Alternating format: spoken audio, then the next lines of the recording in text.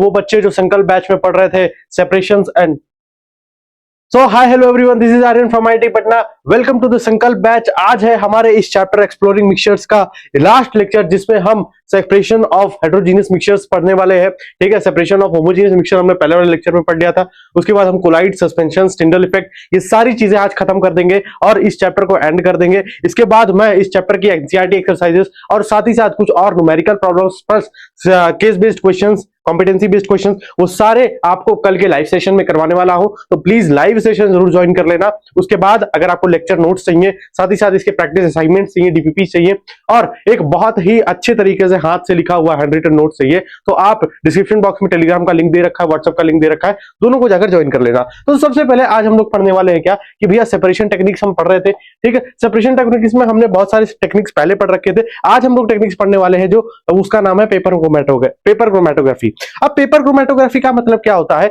इसके लिए आपके जैसे एनसीईआरटी में एक एक्सपेरिमेंट दे रखा है, वैसे ही मैं भी करता हूं कि मान लो आपके पास एक पेपर क्रोमैटोग्राफी वाला पेपर है। ठीक है, आपने क्रोमैटोग्राफी वाला पेपर ले लिया। उसके बाद यहां पर इस पेपर पे आपने यहां पर क्या किया कि भैया ऐसे एक लाइन बनाकर, ऐसे एक लाइन बना करके, एक मिनट, ऐसे एक लाइन बना करके आपने यहां पर एक इंक लगा दिया, इंक का एक डॉट रख दिया। ठीक है, उसके बाद आपको पानी की जरूरत पड़ेगी। जैसे ही आप इस पेपर को इस पानी के अंदर डिप करोगे, पूरे पेपर को आपको डिप नहीं करना है, पानी को सिर्फ उतना रखना है, इसके इस लेवल के नीचे तक पानी आपको रखना है। जैसे ही आप ग्लास में रखोगे, आप देखोगे तो पानी धीरे धीरे ऊपर जाएगा, धीरे धीरे पेपर पे ऊपर जब पानी निकलने लगेगा तो कहीं ना कहीं उस इंक की, जो ये आपने यहाँ पर इंक लगाया था, उस इंक की जो फैलाव होने लगेगा, वो इंक का फैलाव होने लगेगा। अब जैसे कि पता है आपको, जो इंक बनती है वो बहुत सारे सेपरेशन, बहुत सारे मिक्सचर्स से मिलकर बनती है। तो एक तरीके से इंक भी आपका होमोजेनियस मिक्सचर है। तो अब जब आपका पानी उस इंक पर चढ़ने लगेगा, तब आप देखोगे कि जो कलर होता है, जो इंक का कलर होता है, वो धीरे धीरे फैलने लगेगा, धीरे धीरे फेड होने लगेगा। जैसा कि एग्जांपल देखो, मानकर चलो आपने कोई किताब में या आपने अपनी नोटबुक्स में आपने कहीं पेन से लिखा हुआ है और उसके ऊपर गलती से पानी गिर जाता है। जब सूखने के बाद आप उसको देखते होगे तो इंक आपकी फैल जाती है, कहीं व्हाइट कलर दिखता है, कहीं हल्का ब्लू कलर दिखता है, कहीं डार्क ब्लू कलर दिखता है। तो इसका मतलब सिंपल वही होता है कि आपके जो मिक्सचर्स, जिस मिक्सचर से, जिन कंपोनेंट से मिक्स करके वो इंक बनी थी, वो सेपरेट हो रहे हैं, उसी को हम क्रोमैटोग्राफी बोलते हैं। अब जैसे कि आपको समझ में नहीं आएगा तो ये आपके एनसीईआरटी में एग्जांपल दे रखा था कि जैसे मैंने क्रोमैटोग्राफिक पेपर लिया, उसके बाद यहां पर मैंने इंक लगाया, इंक स्पॉट लगाया, उसको उसके बाद पानी में डाल दिया, पानी के बीकर में डाल दिया, और जो पानी का लेवल है वो देखोगे आप तो ये इंक से नीचे का पानी का लेवल है। जैसे इंक से नीचे का पानी का लेवल देकर आप छोड़ दोगे, तब आप ऑब्जर्व करते हो एक ऐसी चीज कि भैया जो आपका इंक था वो अब धीरे धीरे फैलना स्टार्ट हो गया है। जैसे कि आप देख सकते हो कि जो इंक है आपका ये फैलना स्टार्ट हो गया है। तब आप सिंपल ये कह सकते हो कि यहां पर जो इंक के कंपोनेंट्स थे, जो इंक जिनसे मिलकर इसका होमोजेनियस सॉल्यूशन बना था, वो कहीं ना कहीं अब अलग हो रहा है। जैसे कि आप देखो यहाँ पर ब्लू कलर का डॉट रखते थे, ब्लू कलर में हल्का हल्का येलो कलर भी दिखने लगेगा। यहाँ पर आपने ब्लू और डार्क ब्लू रखा था तो हल्का हल्का पर्पल कलर दिख रहा है। ठीक है, व्हाइट कलर भी आपको दिख रहा है। तो आप एक तरीके से ये कह सकते हो कि भैया जो आपने सेपरेशन किया यहाँ पर इंक का, इंक एक तरीके से होमोजेनियस सॉल्यूशन था, आपने इंक का सेपरेशन किया, कौन से प्रोसेस से, उसको हम बोलते हैं पेपर क्रोमैटोग्राफी। ठीक है, आई थिंक आपको ये बात समझ में आ गई होगी। अगर क्रोमैटोग्राफी की डेफिनेशन में जाए तो आपके एनसीईआरटी में लिखा है, this method of separating the components of a mixture is known as paper chromatography. इस मेथड को हम पेपर क्रोमैटोग्राफी बोलते हैं। पेपर क्रोमैटोग्राफी का क्या बेसिकली क्या पीछे का प्रिंसिपल रहता है, तो वो यूज करती है डिफरेंसेस यूज करती है, इंटरैक्शंस ऑफ, डिफरेंसेस किसमें, कि differences in the interactions of components with solvent. तो जो सॉल्वेंट के कंपोनेंट्स होते हैं, जो सॉल्वेंट के कंपोनेंट्स होते हैं, उनके जो डिफरेंसेस होते हैं, उनके जो इंटरैक्शन में डिफरेंस करते हैं, बेसिकली जो पानी का डिफरेंस, पानी का जो इंटरैक्शन होता है, वो इंटरैक्शन एक डिफरेंस प्रोड्यूस करता है और उस वजह से आपके जो कंपोनेंट्स होते हैं वो सेपरेट होना स्टार्ट हो जाते हैं। तो आई थिंक तुम्हें पेपर क्रोमैटोग्राफी वाली प्रोसेस समझ में आ गई होगी। आगे बढ़ते हैं तो अब हम method of separation of heterogeneous mixture, homogeneous mixture की तो भैया बाद में बात कर ली, बहुत सारे टेक्निक्स आपने बताया, बट हेटेरोजेनियस मिक्सचर्स को कैसे सेपरेट करें। अब हेटेरोजेनियस मिक्सचर होता क्या है कि सिंपली दो चीजें आपके आपस में नहीं घुली हुई है, दो चीजें आपस में नहीं घुली है। मानकर चलो अगर मैं यहां पर दो इमिसिबल लिक्विड्स लेता हूं, दो इमिसिबल लिक्विड्स कहने का मतलब यह है कि दो लिक्विड्स ऐसे जो आपस में घुल ना सके, जैसे कि तेल और पानी। आपने मस्टर्ड ऑयल लिया और वाटर लिया, आपके एनसीईआरटी में भी वही लिख रखा है कि अगर मस्टर्ड ऑयल और वाटर आपने लिया तो वाटर की डेंसिटी ज्यादा है, तो वो नीचे दब जाएगा, और ऑयल की डेंसिटी कम है तो वो कहीं ना कहीं ऊपर चला आएगा। वो कहीं ना कहीं ऊपर चलाएगा। सिंपली आप जब वो दिन अपने आप से ही सेपरेट हो रहे हैं तो आप क्या करो, वाटर को नीचे से निकाल दो, ऊपर या तो ऑयल को ऊपर निकाल दो। तो ये सिंपली एक सिंपल मेथड होता है आपका सेपरेशन का। तो यही चीज आपकी एनसीईआरटी में भी लिख रखा है, ये डायग्राम दे रखा है एनसीईआरटी में। जैसे यहां पर आपने मस्टर्ड ऑयल लिया, यहां पर आपने वाटर लिया, दोनों को जब आप ऐड करोगे तो आप जो देखोगे तो मस्टर्ड ऑयल ऊपर रहेगा, वाटर आपका नीचे रहेगा। तो जैसे ही आपने नीचे से एक ट्यूब लगाई, ट्यूब लगाने के बाद आपने स्टॉप कॉक लगाया, स्टॉप कॉक को जैसे ही खोला, एक नल तरीके एक तरीके की टोटी है, इसको जैसे ही आपने खोला तो आप देखोगे कि आपका पानी सारा बाहर आ जाएगा, पानी आप बीकर में कलेक्ट कर लोगे और ऑयल को यहां तक रहने दोगे। तो सिंपली ये सिंपल मेथड है जिससे कि आप दो इमिसिबल लिक्विड्स को सेपरेट कर सकते हो। अगर आप नीचे अगले मेथड की बात करो तो अगला मेथड है आपका सब्लिमेशन। अब सब्लिमेशन क्या होता है भैया? सिंपली सब्लिमेशन में भी आपको ये एनसीईआरटी में एक्सपेरिमेंट दे रखा है। सब्लिमेशन का एक सिंपल स्टेट होता है ये कि भैया कोई भी चीज अगर सॉलिड में है, ठीक है, अगर आप उसको हीट करते हो तो सबसे पहले लिक्विड में बनती है, मतलब अपनी स्टेट को अगर चेंज करेगी, उसके बाद वो गैस में बनती है। ये एक बेसिक प्रिंसिपल होता है। लेकिन अगर मैं यहां पर ये जो स्टेट्स है ये चेंज कर रहा था हीट को लेकर, अब मैं इसी हीट को चेंज करके अगर मैं हीट डाल के ही सॉलिड से डायरेक्ट गैस बना दूं तो उसको बोलते हैं हम सब्लिमेशन। ऐसे कुछ कंपोनेंट्स होते हैं जो कि डायरेक्ट सॉलिड से गैस बन जाते हैं, उन्हीं को हम बोलते हैं क्या? सब्लिमेशन कंपोनेंट, सबलाइम कंपोनेंट्स उसको बोलते हैं। और इस पूरी प्रोसेस को हम क्या बोलते हैं? इस पूरी प्रोसेस को हम बोलते हैं भैया ये है आपका सब्लिमेशन। जैसे कि भैया एग्जांपल आपका कैंफर बोले तो कपूर का एग्जांपल आपके एनसीईआरटी में दे रखा है। आप इसका एक्सपेरिमेंट देख लो कि मान कर चलो आपने एक ग्लास बॉल में आपने वो लिया, कैंफर लिया। कैंफर लेने के बाद आपने जैसे ही यहां पर इसको हीट किया, हीट करने के बाद आप ऊपर इसके एक ढक्कन लगाते हो, ढक्कन जो कि खुला हुआ रहता है, यहां पर एक कॉटन प्लग लगा देते हो। कॉटन प्लग बोले तो आपने यहां पर कुछ कॉटन लगा दिया, ठीक है। अब सिंपली क्या करोगे, आप इसको हीट करना स्टार्ट करो। जैसे ही आप अपने कैंपस को हीट करना स्टार्ट करोगे तो आपको क्या दिखेगा कि भैया कैंपर पहले सॉलिड स्टेट में था, वो अब गैस की तरह उड़ने लगेगा। अब गैस की तरह उड़ने लगेगा तो उड़ के कहां जाएगा? ये ऊपर ही जाएगा। गैस की तरह जब ऊपर उड़ेगा तो आपने यहां पर कॉटन प्लग लगा रखा है, तो सिंपली जो गैस होगी वो आपकी कॉटन प्लग में जाकर स्टोर हो जाने वाली है। तो आप सिंपली ये कह सकते हो, जब आप थोड़ी देर इसको ठंडा रखोगे तो आपको सिंपली दिखेगा कि कॉटन के साथ साथ आपको एक तरीके से आपका कपूर के कंपोनेंट्स वहां पर दिखने स्टार्ट हो जाएंगे। तो सिंपली ये कैसे हो सकता है भैया कि क्या ये कोई मिक्सचर है? तो हाँ जी हाँ, जैसे कि आपका पास कपूर का मिक्सचर है, आपके पास कपूर का किस चीज का मिक्सचर? डस्ट पार्टिकल्स उसमें आ गए। अब उसको आपको सेपरेट करना, तो आप एक काम करो, दोनों चीज को रख के उसको हीट करना स्टार्ट कर दो और ऊपर आपने एक क्रोनिकल फ्लास्क लगा करके एक कॉटन प्लग लगा दिया। तो उससे क्या होगा कि सिंपली जो आपका कपूर होगा वो उड़ना स्टार्ट हो जाएगा, उड़ के आपके कॉटन में स्टोर हो जाएगा जाके। और डस्ट पार्टिकल सब्लिमाइम होते नहीं है, वो सब्लिमेशन उसके अंदर होता नहीं, तो वो उड़ेंगे नहीं, वो एज इट इज आपके बोल में रह जाने वाले हैं। तो आप सिंपली यहां से कपूर को कर सकते हो। कपूर के साथ साथ और क्या एग्जांपल है भैया? कपूर के साथ साथ और एग्जांपल है आपका जैसे कि आपका यहां पर देखो, मैंने क्या ये किया ना, camphor सब्लाइम्स and separates from sand. Sand से सेपरेट हो जाता है because sand does not sublime. तो सैंड आपकी सब्लाइम नहीं होती है, इसी को हम सब्लिमेशन मेथड बोलते हैं। ये आपकी डेफिनेशन एक बार आप इसको पढ़ लेना अपने एनसीईआरटी से, ठीक है। नेक्स्ट, सब्लिमेशन के और कोई एग्जांपल है क्या भैया? सॉलिड और कोई एग्जांपल है क्या? हाँ बिल्कुल है, जैसे कि आपकी नेफ्थलीन बॉल्स। मैं नेफ्थलीन बॉल्स की बात कर रहा हूं। नेफ्थलीन बॉल्स ये भी एक तरीके की सबलाइम कंपोनेंट्स होते हैं। जैसे नेफ्थलीन बॉल्स आप देखे तो होंगे, आपकी मम्मी जब ठंडियों के कपड़े रखती हैं आप वापस में ट्रंक में, तो आपके साथ एक एक नेफ्थलीन बॉल्स रखते हैं आपके कपड़ों के साथ। उसमें बाद में क्या होता है, जब आप अगले गर्मी में, अगले ठंडी में जब उसको चेक करते हो तो जो नेफ्थलीन बॉल्स होती है या तो छोटी हो गई होती है या तो गायब हो गई होती। तो इसका मतलब ये है कि जो नेफ्थलीन बॉल सॉलिड स्टेट में थी वो धीरे धीरे गैस में बनकर उड़ती चली गई, और उस वजह से आपका जो कपड़ों का बैड ऑर्डर होता है वो भी नहीं आता है, और आराम से आपकी क्या बोलते हैं कि नेफ्थलीन बॉल्स में सब्लिमेशन भी होता है और कपड़े भी प्रोटेक्टेड रहते हैं। तो सिंपली यही चीज आप इसको बोल सकते हो कि यार नेफ्थलीन बॉल्स भी एक एग्जांपल है सब्लिमेशन का। अब बात करते हैं सर एलॉयज क्या होता है। एलॉयज क्या होता है बेटा? एक तरीके का मिक्सचर होता है जिसमें हम मेटल्स और नॉन मेटल्स को मिक्स करते हैं। मतलब अगर एक मेटल, जैसे मान लो आयरन, अब आयरन को कोरोजन से बचाना है या आयरन को कोई और चीजों से बचाना, आयरन को थोड़ा सा और हार्ड करना है, तो आप क्या करते हो, आयरन के साथ कुछ और चीजों को जब मिला दोगे, कोई और मेटल्स को मिला दोगे, तो उसको सिंपली हम बोलते हैं एलॉय।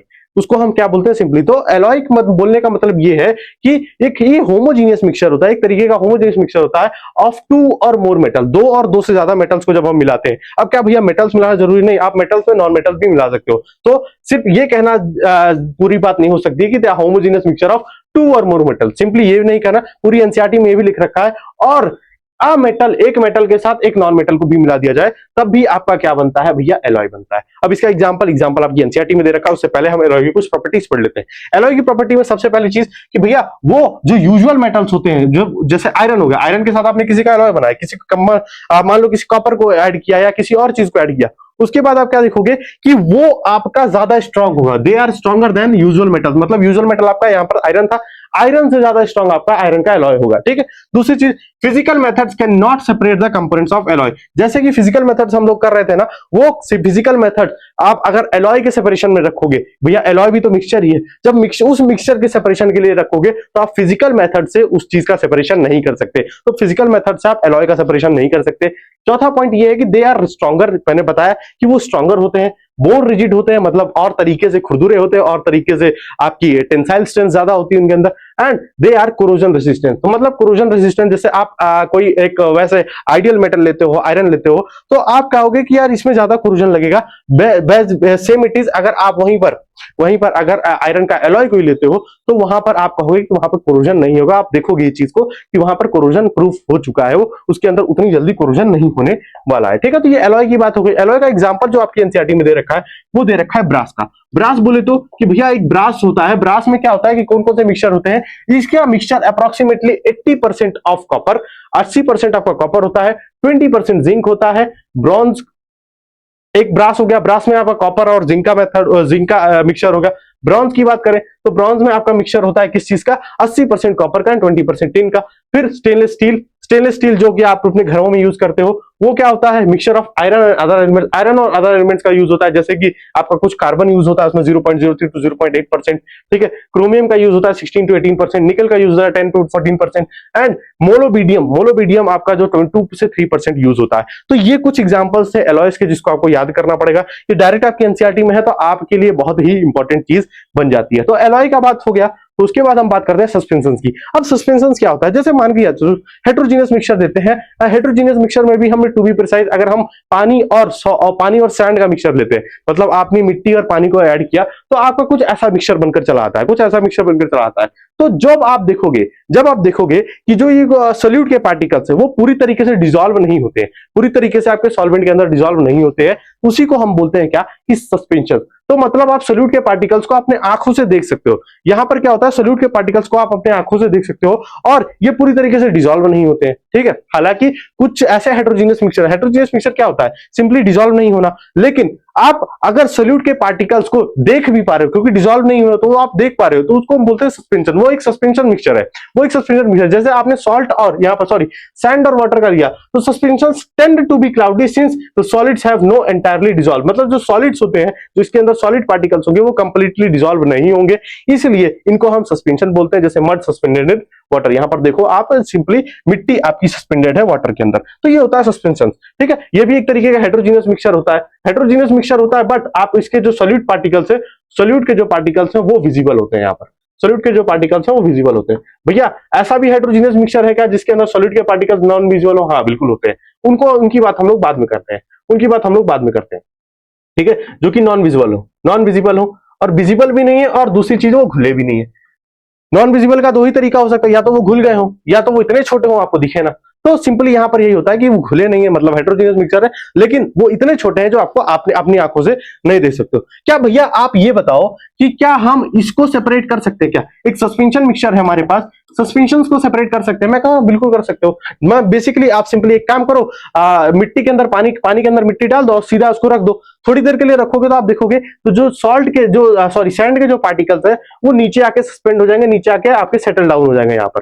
तो कहोगे क्या कि भैया पानी को आपने वो सैंड से सेपरेट कर दिया, बट यहां पर भी वही चीज है कि आपने इसको ग्लास में रख दिया, रखने के बाद क्या होगा, पानी ऊपर चला जाएगा, मड आपका नीचे बैठ जाएगा। बट मैं यहां पर बात क्या कर रहा था कि भैया आप बात कर रहे थे, आपने पानी और सैंड को तो अलग कर दिया, बट ये पानी इतना भी, इसके अंदर कुछ पार्टिकल्स ऐसे हैं जो अभी भी डिसॉल्व्ड है, इसी वजह से इसका कलर दो आप देखोगे तो इसका कलर थोड़ा सा सैंडी होगा, थोड़ा सा सैंडी है। तो आप कहोगे कि भैया हमको एकदम साफ पानी चाहिए, हमको एकदम क्लियर पानी चाहिए, तो क्या करोगे आप उसमें कुछ ऐसी चीज डालोगे। मानकर चलो अगर यही पार्टिकल जो आपके डिसॉल्व हो चुके हैं, यही पार्टिकल्स अगर आपको दिख रहे थे तो आप क्या करते, उंगली डाल के उसको निकाल लेते तो पानी साफ हो जाता। बट अब पार्टिकल्स इतने छोटे हो गए जिसे आप उंगली डालकर उसको नहीं निकाल सकते, तो सिंपली एक ऐसा मेथड लाओ कि कुछ चीज ऐसा डालो कि वो सैंड के पार्टिकल्स हैं वो निकल जाए। सैंड के पार्टिकल्स जो छोटे वाले डिसॉल्व है इसके अंदर, क्योंकि बड़े वाले तो हमने निकाल दिए, छोटे वाले जो पार्टिकल्स है अगर उनको निकालना है तो उसके लिए हमने कुछ ना कुछ करना पड़ेगा। तो जैसे हम यहाँ पर उंगली का यूज कर रहे थे, वैसे ही अगर हम किसी एलिमेंट का यूज करें, वो जाते ही पानी के अंदर जितने भी छोटे छोटे डिसॉल्व पार्टिकल्स है जो सैंड के हैं वो अपने अंदर चिपका ले और सीधा पानी को सीधा कर दे। तो सिंपली हम उसके लिए हम पोटैश अलम का यूज करते हैं, जिसको आप फिटकरी बोलते हैं। ये आपके घर में भी अवेलेबल है। और इस मेथड को हम क्या बोलते हैं, इस मेथड को हम क्या बोलते हैं, इस मेथड को हम बोलते हैं क्या, कोलिगेशन। कोलिगेशन, इस मेथड को हम कोलिगेशन बोलते हैं। जैसे आपने ये किया आप, ठीक है, अभी मैं सेपरेशन मेथड भी दिखा दूंगा। सेपरेशन मेथड से पहले अगर मैं आपको इसको यूज करना है तो इसके लिए आपको यहां पर कोगुलेशन का यूज करना पड़ेगा। कोगुलेशन, ठीक है, जिसमें आप एलम का यूज करते हो, फिटकरी का यूज करते हो। जैसे आप फिटकरी इसके अंदर डालोगे, पानी आपका पूरी तरीके से साफ हो जाएगा, क्लियर वाटर आपका हो जाने वाला है। ठीक है, वापस आते हैं। तो जो सस्पेंशंस होते हैं, इसमें आपके जो सॉलिड पार्टिकल्स हैं वो नॉट विजिबल होते हैं। कुछ चीजों में सॉलिड के पार्टिकल्स विजिबल होते हैं, सॉरी ये नॉट नहीं होगा, विजिबल होते हैं। ठीक है, तो सॉलिड पार्टिकल, जैसे कि सॉलिड पार्टिकल्स आपका सैंड हो गया, ये डिसॉल्व नहीं होते और सस्पेंडेड रहते हैं। ये कहते हैं क्या, remain suspended through out the bulk of the medium. तो मीडियम के अंदर, जो पानी के अंदर, वो थ्रू आउट द सस्पेंशन होते हैं, सस्पेंडेड रहते हैं जो आपके सॉलिड के पार्टिकल्स हैं, जो आपके सॉलिड पार्टिकल्स हैं। इसीलिए उनको क्या बोला जाता है, सस्पेंशंस बोला जाता है। इसीलिए उनको क्या बोला जाता है भैया, कि वो एक सस्पेंशन है।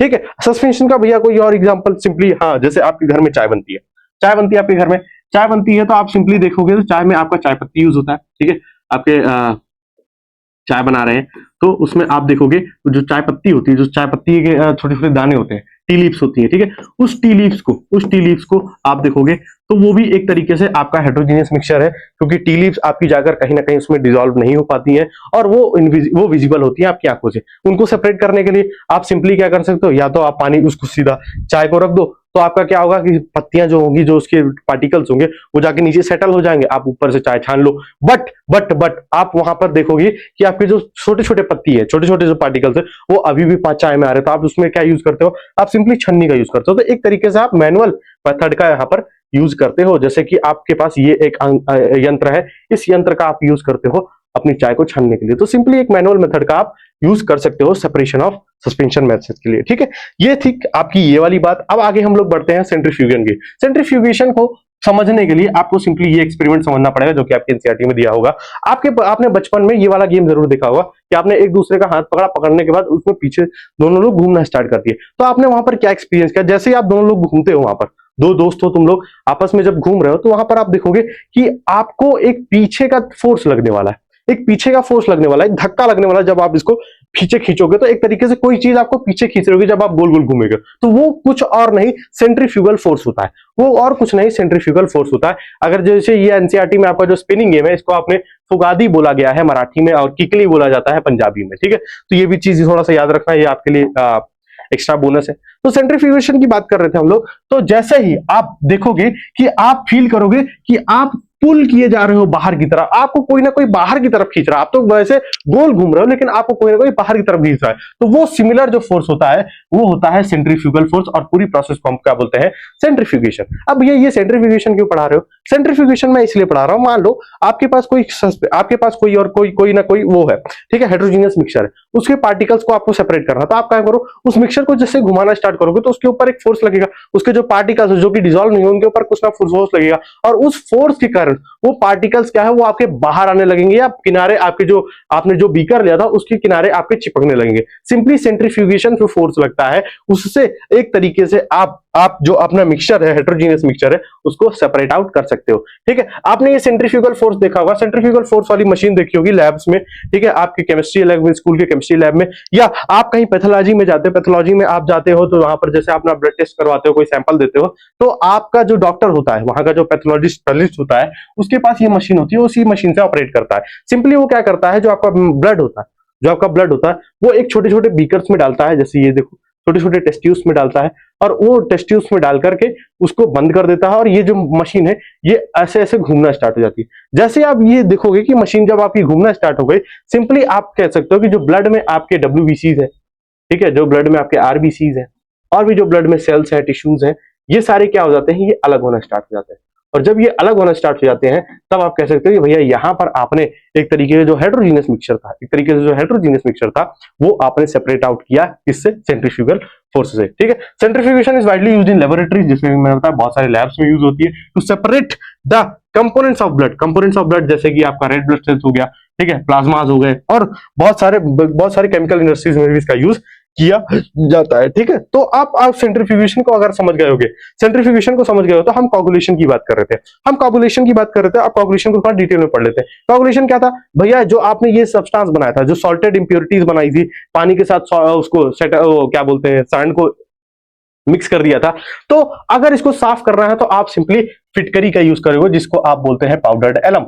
ठीक है, जिसको आप बोलते हो एलम। इसका जैसे ही आप इसके अंदर डालोगे तो क्या होगा, एलम के जो पार्टिकल्स हैं वो इसके जो सैंड के पार्टिकल्स हैं वो धीरे धीरे जाकर यहाँ पर चिपकने लगेंगे इस एलम के पार्टिकल्स में, और सिंपली उसी प्रोसेस को हम क्या बोलते हैं, कोगुलेशन। ठीक है, यहाँ पर जो कोगुलेंट होता है, कोगुलेंट का मतलब ये होता है जो जाकर छोटे छोटे पार्टिकल्स को अट्रैक्ट करा, जो भी एलिमेंट है जो छोटे छोटे पार्टिकल्स को जाकर अट्रैक्ट करता है उसको हम कोगुलेंट बोलते हैं। और वो कोगुलेंट यहाँ पर क्या काम कर रहा है, कौन काम कर रहा है, वो एलम यहाँ पर क्या कर रहा है, कोगुलेंट का काम कर रहा है। सिंपली आपका बात ये चीज समझ में आ गई। ठीक है, अब कोगुलेशन में जैसे कि आपने एक चीज और देखा होगा, अपने घर में जो पनीर बनता है, पनीर कैसे बनता है, आपने दूध को किसी ना किसी चीज से, आप दूध के अंदर जब कोई ना कोई एसिड डालते हो तो वो जाकर धीरे धीरे फैट्स में, धीरे धीरे एक बड़े बड़े सॉलिड पार्टिकल्स में मतलब इकट्ठा होने लगता है। तो सिंपली वो भी एक तरीके का कोगुलेशन है कि आपके जो दूध है, दूध के अंदर जो सॉलिड पार्टिकल्स हैं उनको सेपरेट आउट करने के लिए आपने वहां पर एक कोगुलेंट का यूज किया। कोगुलेंट बोले तो एसिटिक एसिड या कोई भी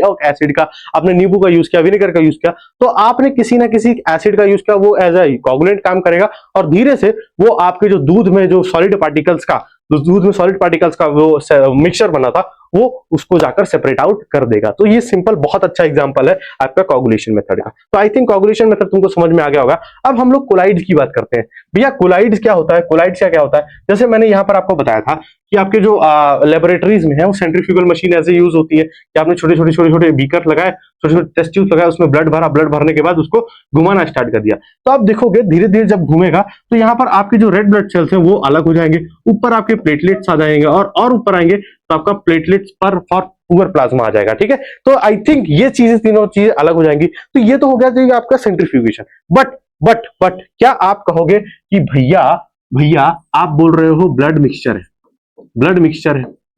है, ठीक है, ब्लड हमको तो रेड कलर का दिखता है, उसके अंदर इतनी सारी चीजें होती हैं, मैं कहूंगा हाँ होती हैं। तो क्या ये हेटेरोजीनियस मिक्सचर, ये दोनों मिक्स होते हैं? मैं कहूंगा नहीं, ये सारी चीजें ब्लड में जाकर मिक्स नहीं होती हैं, ये ब्लड के अंदर प्रेजेंट होती है, एक तरीके से हेटेरोजीनियस मिक्सचर होता है। बट इनके जो पार्टिकल्स है, जैसे कि आपने सैंड और वाटर का जो पार्टिकल्स लिया था उसमें सैंड के पार्टिकल्स दिख रहे थे, बट इस हेटेरोजीनियस मिक्सचर्स में जो ये वाले पार्टिकल्स हैं ये आपको नेक्ड आई से नहीं दिखते हैं, इसलिए ये जो पार्टिकल्स हैं वो इतने छोटे होते हैं जो आपको नहीं दिखते। तो जो बड़े हो पार्टिकल्स होते हैं उनको तो आप सस्पेंशंस बोलते हो, लेकिन जो पार्टिकल्स इनविजिबल होते हैं, जो आपको दिखते नहीं बट बनाते हैं हेटेरोजीनियस मिक्सचर ये, तो उसको आप बोलते हो क्या, कोलाइड्स। उसको आप सिंपली क्या बोलते हो, कोलाइड्स। ठीक है, जैसे कि एग्जांपल्स और कोलाइड्स का देख लो, तो आपने अदर एग्जांपल्स ऑफ कोलाइड है जैसे मिल्क में भी आपने देखा होगा, मिल्क आप एक तरीके से कह सकते हो कि होमोजीनियस मिक्सचर है, मिल्क कह सकते हैं आप होमोजीनियस मिक्सचर है। बट मिल्क होमोजीनियस मिक्सचर नहीं होता है, मिल्क एक हेटेरोजीनियस मिक्सचर होता है। मिल्क के अंदर जो पार्टिकल्स होते हैं वो नहीं दिखते हैं, आपको विजिबल नहीं होते हैं, इस वजह से आप कह सकते हो कि वो होमोजीनियस मिक्सचर, बट वो होमोजीनियस नहीं होता, वो हेटेरोजीनियस मिक्सचर होता है। उसके जो सॉलिड के पार्टिकल्स होते हैं, उसके जो मिल्क के पार्टिकल्स होते हैं, फैट पार्टिकल्स होते हैं, वो मिक्स नहीं होते हैं जाकर के, और जहां पर वो मिक्स नहीं होते हैं और वो इतने छोटे होते दिखते नहीं, तो इसको हमने सिंपली कोलाइड्स बोला गया है। ठीक है, सिंपली टोमेटो सॉस की बात करें, अगर टोमेटो केचप आप खाते होगे तो वो भी एक तरीके से आपका कोलाइडल सॉल्यूशन है, एक तरीके से आइसक्रीम भी आपका कोलाइडल सॉल्यूशन है। उसके जो सॉलिड के पार्टिकल्स है वो मिक्स नहीं होते बट दिखते नहीं है आपको, तो आप कह सकते हो कि वो एक तरीका होमोजीनियस मिक्सचर, बट वो होमोजीनियस होता नहीं है। तो यहां पर अगर सॉल्यूशन, सस्पेंशन और कोलाइड की बात करें तो हमने एक मेथड दे लिया, एक एग्जांपल ले लिया कि भैया सॉल्यूशन, मान लो आपने सॉल्ट और वाटर को ऐड किया, विजिबल है नहीं विजिबल, आपने एक होमोजीनियस सॉल्यूशन बना दिया, बट यहीं पर आपने सैंड और वाटर को लिया तो आप कह सकते हो कि ये एक तरीका क्या है भैया, ये एक तरीके का सस्पेंशन है। वहीं अगर कोलाइड की बात करोगे तो क्या ये भी एक हेटेरोजीनियस मिक्सचर है? कहोगे हाँ भैया, मिल्क भी एक हेटेरोजीनियस मिक्सचर है, बट इसके जो पार्टिकल्स हैं वो इतने छोटे हैं जो हमको दिख नहीं रहे, इस वजह से हमने इसको कोलाइडल सॉल्यूशन बोला है। सिंपली आई थिंक तुमको ये बात समझ में आ गई होगी। अगर रेंजेस की बात करें कि भैया कितने छोटे पार्टिकल्स होते हैं, तो जो कोलाइड्स होते हैं, the particle size of a solute in the smallest is the smallest more than मतलब 1 नैनोमीटर से 1 नैनोमीटर जिसका डायमीटर था उससे भी छोटे आपके सॉल्यूशन में होते हैं। ठीक है, कोलाइड्स की बात करें तो आपका 1 से 1000 नैनोमीटर के भी नीचे आपके जो पार्टिकल्स थे वो छोटे होने स्टार्ट हो जाते हैं। आई थिंक तुमको ये बात समझ में आ गई, थोड़ा सा डेटा और पढ़ लेना। फिर हम लोग बात करते हैं टिंडल इफेक्ट की। अब टिंडल इफेक्ट क्या होता है भैया? टिंडल इफेक्ट आपने क्लास 8 क्लास छोटी क्लास उसमें भी पढ़ा था, बट मैं आपको और अच्छे से एग्जांपल समझाता हूं। मान लो आपने ग्लास एक बीकर लिया जिसमें पानी भरा हुआ है, साफ पानी भरा हुआ, आपने उधर से टॉर्च मारा तो क्या होगा? टॉर्च जैसे उधर मारोगे इधर आपको टॉर्च की वो परछाई दिखेगी। ठीक है, ये बात तो समझ में आ गई। अब मैंने क्या किया, अब सेम इसी ग्लास में मैंने एक कार्डबोर्ड का पैकेट डाल दिया, कार्डबोर्ड डाल दिया। अब क्या टॉर्च की लाइट इधर दिखेगी? सारी टॉर्च की लाइट इधर ब्लॉक हो जा रही है तो टॉर्च की लाइट इधर नहीं दिखने वाली। अब मैं क्या करूंगा, इस कार्डबोर्ड में एक छोटा सा छेद कर दूंगा।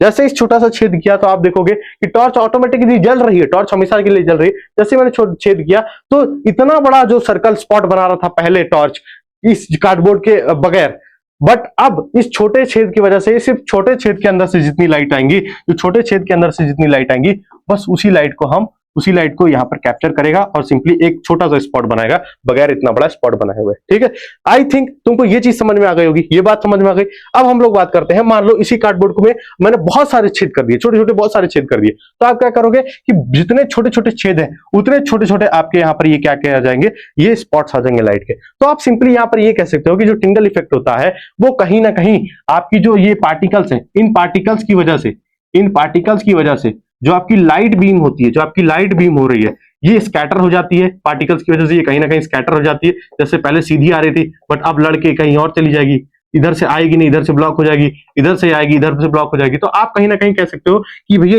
ये एक तरीके का क्या है, स्कैटरिंग ऑफ लाइट है। ये कहीं ना कहीं एक तरीके से यहाँ पर जो लाइट के जो पार्टिकल्स हैं, लाइट है वो स्कैटर हो चुकी है। और लाइट जब स्कैटरिंग हो चुकी है और इसी मेथड को हम सिंपली क्या बोलते हैं, टिंडल इफेक्ट। इसी को हम सिंपली क्या बोलते हैं कि भैया ये आपका एक टिंडल इफेक्ट है। तो अगर आपकी एनसीईआरटी में देखा जाता है, एनसीईआरटी में आपके लिखा हुआ है कि जो लाइट की स्कैटरिंग होती है पार्टिकल बाय द पार्टिकल्स किस वजह से होती है? अगर इसी के अंदर सैंड के कुछ पार्टिकल्स होते तो लाइट आपकी सैंड से टकराती तो कुछ लाइट ब्लॉक हो जाती, कुछ लाइट बाहर निकलती, और जो कुछ लाइट बाहर निकलती वो आपका क्या होता कि यार यहाँ पर लाइट का स्कैटरिंग हो गया है, वहां पर आप लाइट के पार्टिकल्स को आप एक तरीके से स्कैटर्ड वे में देखते हो और उसी को हम सिंपली क्या बोलते हैं, टिंडल इफेक्ट। तो एनसीईआरटी में भी आपके यही लिखा है। एनसीईआरटी में एक एग्जांपल और दिया है जो कि बहुत प्यारा एग्जांपल है। जैसे मान लो एक स्टेडियम की लाइट चल रही है, स्टेडियम में फॉग है बहुत सारा, ठीक है, मिस्ट है, बहुत सारा फॉग है, तो आप कहोगे कि यार ये स्टेडियम की लाइट्स कुछ कुछ बाहर आ रही है, कुछ कुछ अंदर चली जा रही है। तो ये एक तरीके का आपका टिंडल इफेक्ट होता है। टिंडल इफेक्ट जैसे कि आपके पेड़ों पे, जैसे आपके पेड़ है उसके ऊपर एक स्ट्रीट लाइट लगी हुई है, ठीक है,